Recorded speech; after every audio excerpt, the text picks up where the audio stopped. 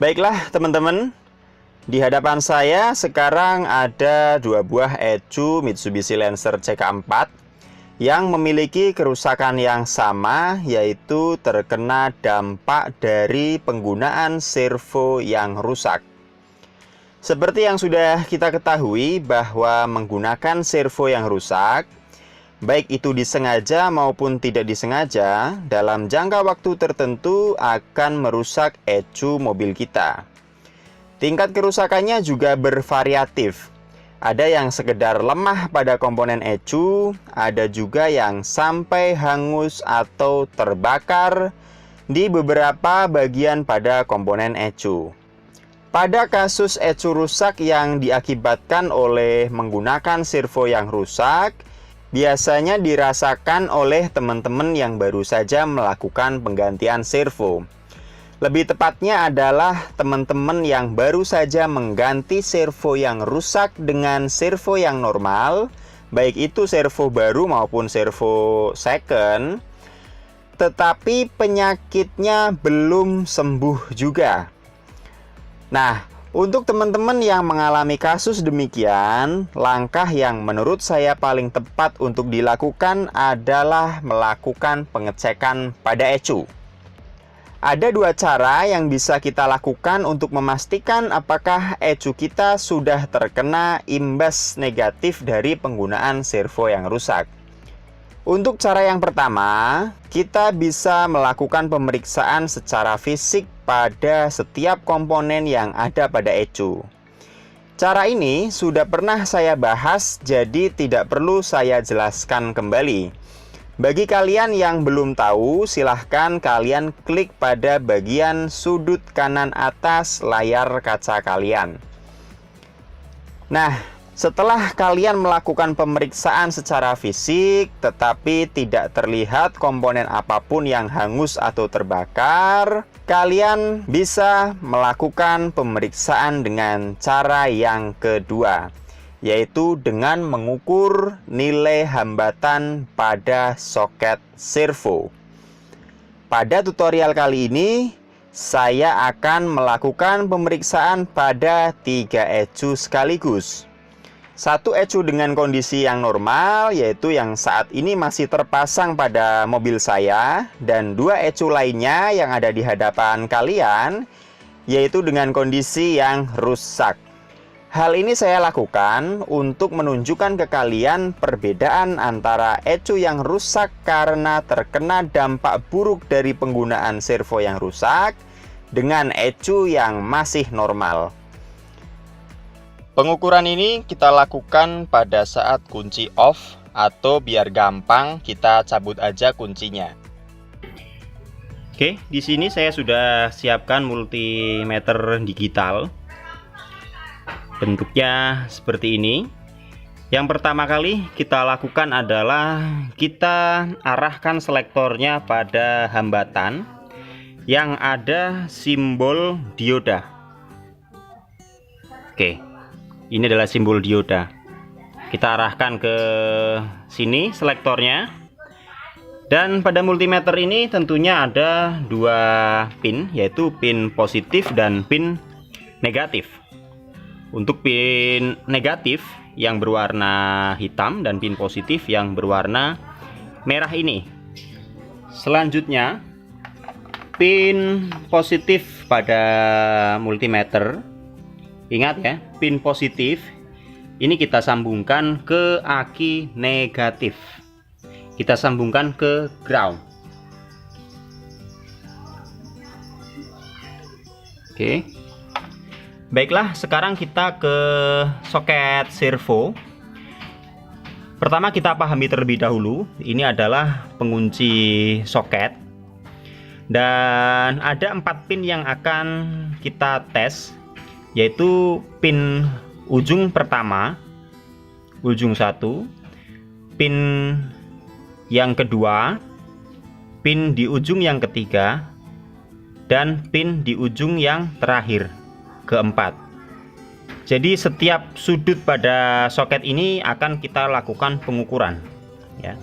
Satu hal yang perlu diperhatikan, jika teman-teman tidak bisa melakukan pengecekan atau angka pada multimeter ini tidak ada respon, maka kita balik pin multimeter ini. Jadi awalnya ini ke negatif aki, sekarang kita balik ini yang ke negatif aki. Atau jika cara tersebut juga tidak berhasil, tidak ada respon pada multimeter, kita ubah selektornya ke bagian yang 200 ini. Oke. Kira-kira seperti itu. Sekarang kita lakukan pemeriksaan pada ECU yang normal terlebih dahulu. Baiklah, sesuai dengan instruksi yang tadi sudah saya jelaskan, ECU sudah terpasang, soket semua sudah terpasang, tinggal kita lakukan pengukuran pada ECU yang normal ini. Kita mulai dari pin yang nomor 1 terlebih dahulu. Nilainya 521.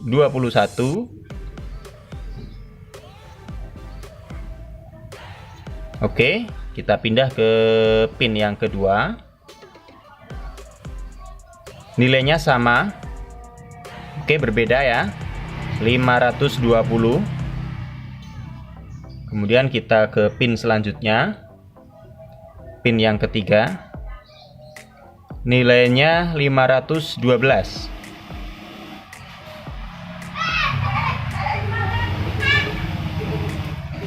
Oke, dan yang terakhir pin keempat, nilainya sama, 512. Oke, jadi inilah hasil pengukuran melalui soket servo pada ECU yang normal. Baiklah, sekarang kita coba lakukan pengetesan pada ECU rusak yang pertama. Di sini soket-soketnya yang berwarna kuning itu sudah saya colokan ke ECU rusak yang pertama. Sekarang kita lihat hasil pengukurannya. Langsung saja kita ke pengukuran pin yang pertama. Nilainya 533.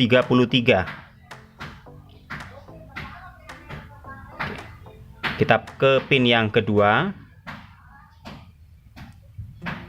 Nilainya sama, 533. Kemudian kita ke pin yang ketiga. Nilainya 591. Oke. Dan kita ke pin terakhir. Nilainya 534.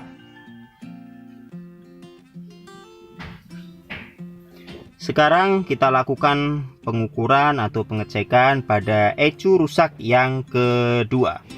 Kita ke pin 1. Nilainya 531.